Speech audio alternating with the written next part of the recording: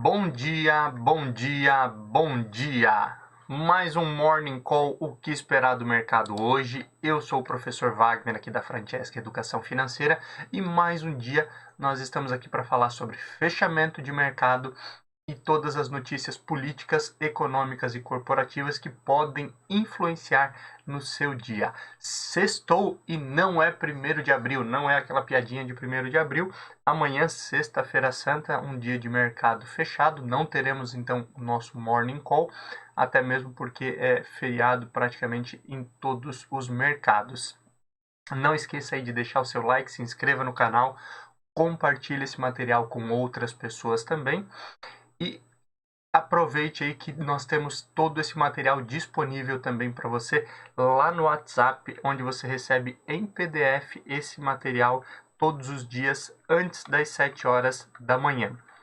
Falando um pouquinho sobre o fechamento do mercado ontem, dia 31/3, último dia de março, nós tivemos aí uma leve queda no índice Ibovespa, mas ainda assim foi o primeiro mês que o índice fechou positivo em 2021.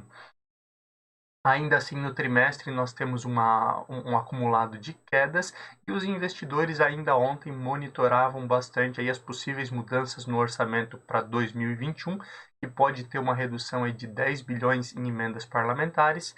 Também há muitas dúvidas em relação a mudanças nos ministérios, né? A dança das cadeiras, onde o presidente Jair Bolsonaro aí trocou aí 6 ministérios no mesmo dia e posteriormente ainda houve toda aquela mudança em relação ao comando das Forças Armadas.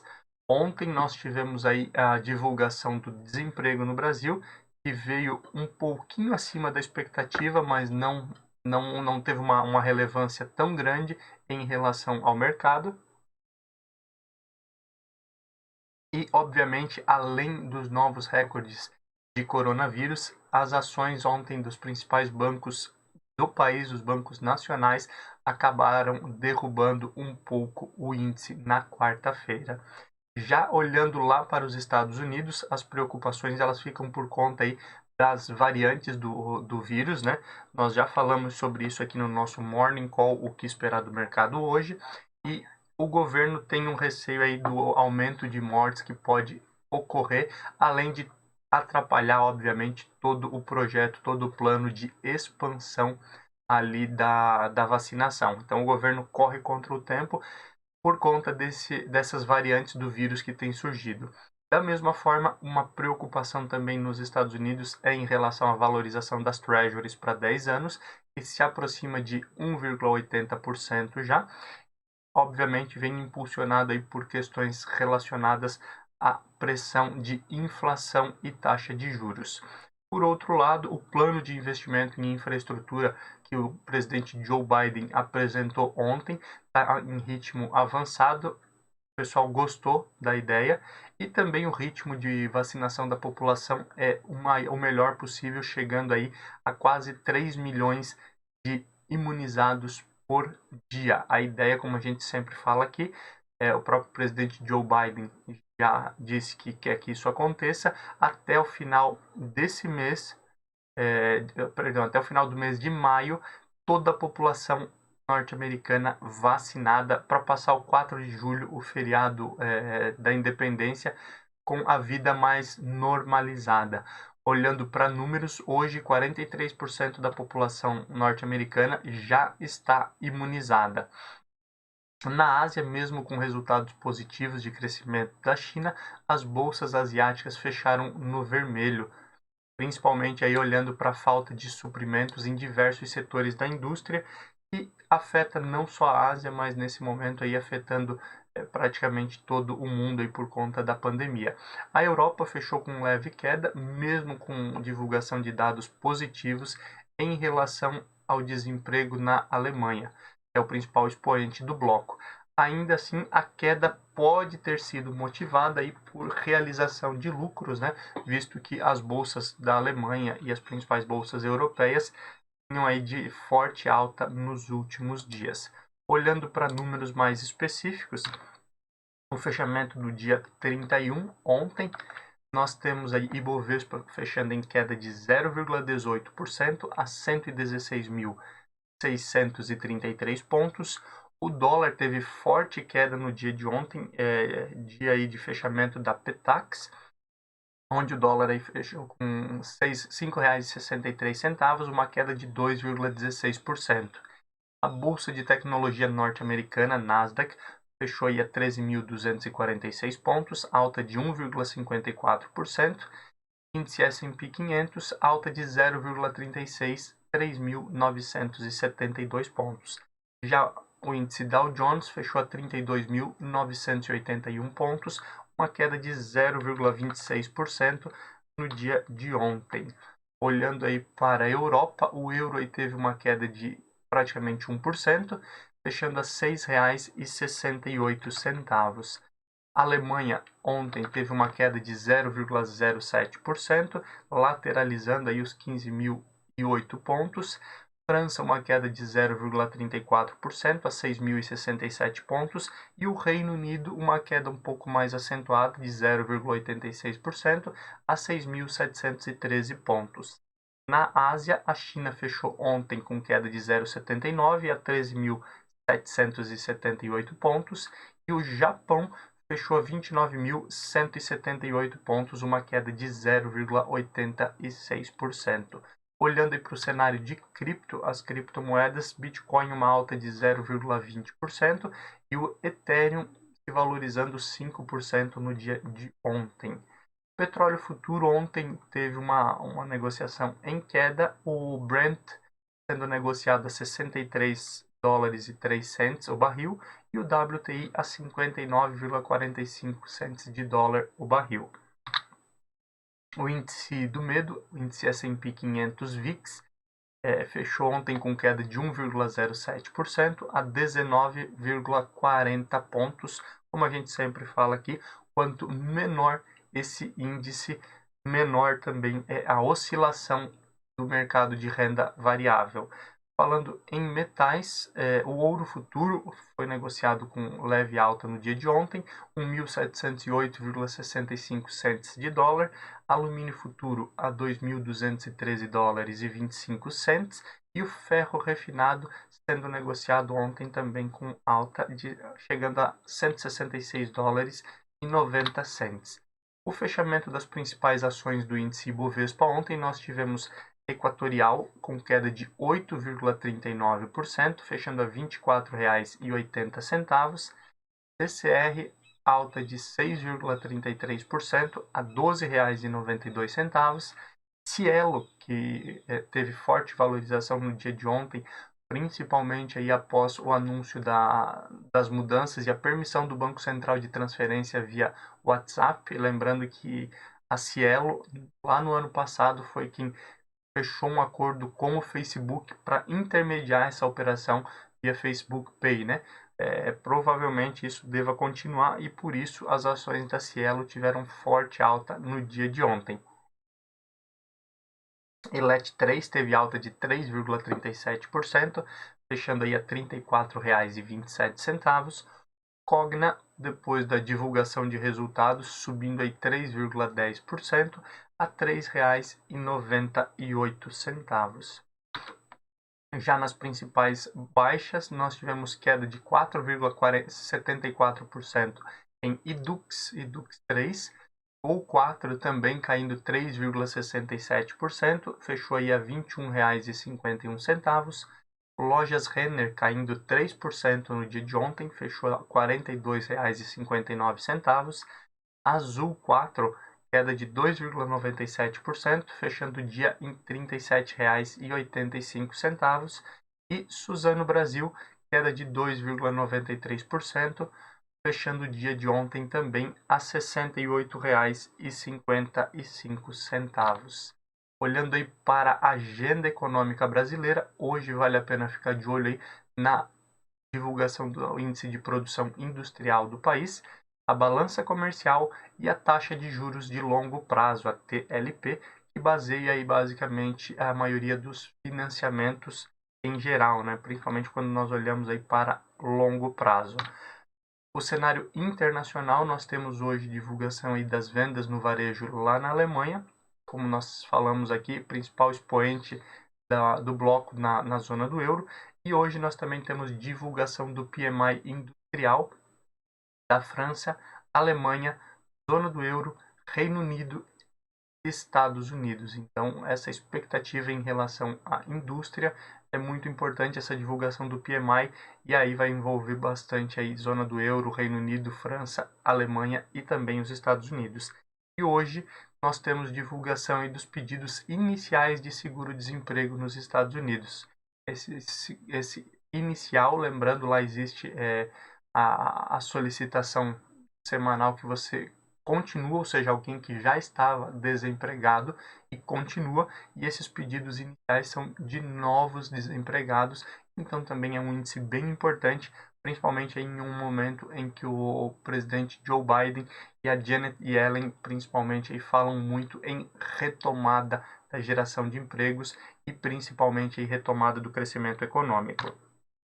Olhando aí para o cenário político, nós tivemos aí... Desculpa, hoje eu consegui segurar o microfone aqui, galera. Olhando para a política, o senador Márcio Bittar, que é o relator aí do orçamento da União, que foi aprovado na quinta-feira da semana passada, ele realmente vai tirar do orçamento 10 bilhões de reais em emendas parlamentares. Lembrando aí, desde a última sexta-feira nós estamos discutindo essa questão, por conta aí da forma como foi apresentado e principalmente o risco de pedaladas fiscais que iriam, obviamente, aí gerar um problema para o presidente Jair Bolsonaro, e também a quantidade de emendas parlamentares que estava muito mais com cara de campanha eleitoral do que orçamento, pensando aí no país. 6 pré-candidatos à presidência assinaram aí um manifesto simplesmente falando em prol da democracia. Após aí o presidente Jair Bolsonaro mudar várias situações em relação ao comando das Forças Armadas, e muita gente fala em um novo golpe, além, obviamente, da comemoração, entre aspas, né, do aniversário de 57 anos do golpe militar de 1964, 6 presidenciáveis, 6 candidatos à presidência, assinaram um manifesto afirmando que não faltam exemplos que mostram que o autoritarismo pode emergir das sombras. E todos eles declaram que a democracia é o melhor sistema político que a humanidade foi capaz de criar. Os 6 presidenciáveis que assinaram foi o governador de São Paulo, João Dória, Eduardo Leite, governador do Rio Grande do Sul, o Luciano Huck, que é o apresentador ali, também é pré-candidato, o Mandetta, era o primeiro ministro da Saúde, né? Depois dele acabou entrando ali o Eduardo Pazuello e agora mudou novamente. E também o João Amoedo, do Partido Novo, todos eles assinaram esse manifesto público em prol da democracia e principalmente se unindo contra a politização que nesse momento aí tem ficado cada vez mais forte entre Lula e Bolsonaro. E existe aí, como a gente já falou outras vezes, a possibilidade aí de uma união, uma mudança aí na perspectiva em prol do centrão. Muitos aí candidatos aí pensando nesse sentido. Falamos recentemente que o próprio ex-presidente Fernando Henrique Cardoso disse que pretende apoiar e levar o seu partido, o PSDB, a apoiar aqueles candidatos que tenham um viés mais de centro, que não seja tão politizado. Continuando aqui, o Braga Neto, né, que é o atual ministro ali das Forças Armadas, né, ele é chamado na Câmara para explicar uma compra de picanha e cerveja superfaturada. Já havia uma investigação nesse sentido e a partir de agora existe aí toda um chamado para que ele explique aí como comandante aí das Forças Armadas como um todo, o Ministério da Defesa, por que foi comprado e principalmente esse superfaturamento. Além disso, o ministro reiterou o apoio dele e o respeito à Constituição, também relembrando aí essa mudança que houve principalmente aí no comando do Exército, Aeronáutica e Marinha, e muita gente falou em um novo golpe, então o ministro da Defesa falou aí, reiterou seu apoio e respeito à Constituição brasileira de 1988. Rosa Weber, que é a ministra do STF, diz que o STF não pode investigar qualquer situação com provas ilícitas. E aí, só contextualizando aqui, nós trazemos essa situação principalmente porque existe a investigação de membros da Lava Jato, né, que estavam talvez coagindo, pressionando membros do STJ e STF, após tudo que tem acontecido ali do cancelamento de diversas ações da Lava Jato em Curitiba.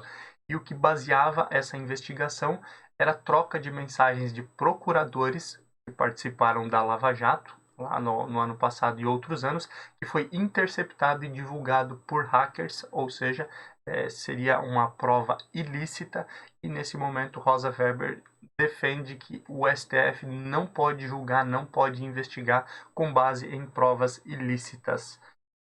Ontem nós tivemos aí o detalhamento do plano Biden, né? E basicamente aí ele vai ter um investimento muito forte na questão de infraestrutura, saúde e situações voltadas ao meio ambiente. E um ponto que é importante, ele ressaltou que é gradativo. A ideia é esse investimento aí no total de 3 trilhões, que ele aconteça aí num período de 8 anos, seja uma mudança muito grande aí, e seja reconhecido no futuro como um divisor de águas. E, obviamente, para custear isso tudo, ele voltou a falar no projeto de aumento de impostos, que é o maior projeto de aumento de impostos desde 1994 lá nos Estados Unidos.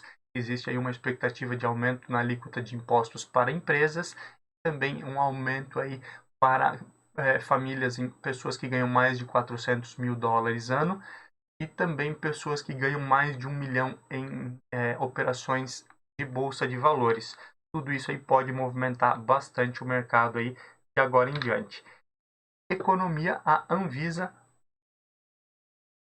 ontem aprovou o uso emergencial da vacina da Janssen, que é um braço ali da Johnson Johnson, né? Então a vacina foi aprovada no Brasil, e também ela rejeitou o uso da Covaxin, que é aquela vacina que foi produzida inicialmente na Índia, né? Após uma inspeção lá na fábrica. Lembrando que o governo brasileiro ele tem já um contrato de compra de 10 milhões de doses da Covaxin para vir ainda esse ano. Existem mais doses aí para vir mais para frente. Reiterando aqui que a Anvisa não disse que a rejeição ela é definitiva. Ela espera aí explicações da empresa que produz a Covaxin para aí sim voltar a analisar aí o uso emergencial da vacina Covaxin aqui no Brasil. O Copom vai focar na meta da inflação de 2022 para a próxima reunião. Então, relembrando, o Copom, a cada 45 dias, ele se reúne aí para definir a Selic, sempre com base aí no controle da inflação. E o Copom agora vai olhar para o ano de 2022, então, no curto prazo, na próxima reunião, pelo menos, não devemos ter um impacto tão grande em relação à taxa, pelo menos não olhando para o ano de 2021.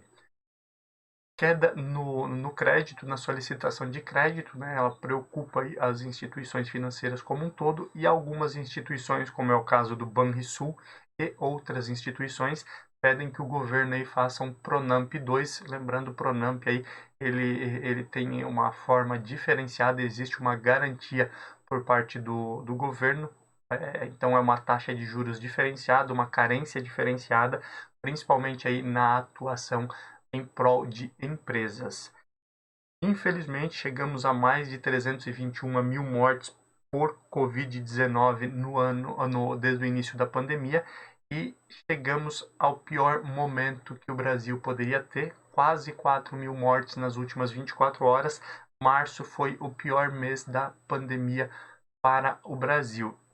Obviamente, então, existe aí uma necessidade e um risco muito grande aí de novas medidas restritivas, e principalmente aí a população tomando cada vez mais cuidado.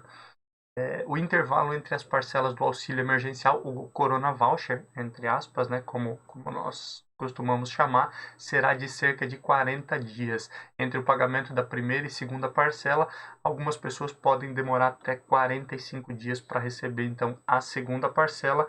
Lembrando que o auxílio emergencial começa a ser pago aí já no início desse mês, nos próximos dias, e ele leva em conta aí a questão do mês de nascimento. Cenário corporativo, uma notícia importante aí, o Banco do Brasil pode ter pedidos de demissão em massa dos vice-presidentes que a princípio não gostaram da indicação de Fausto Ribeiro.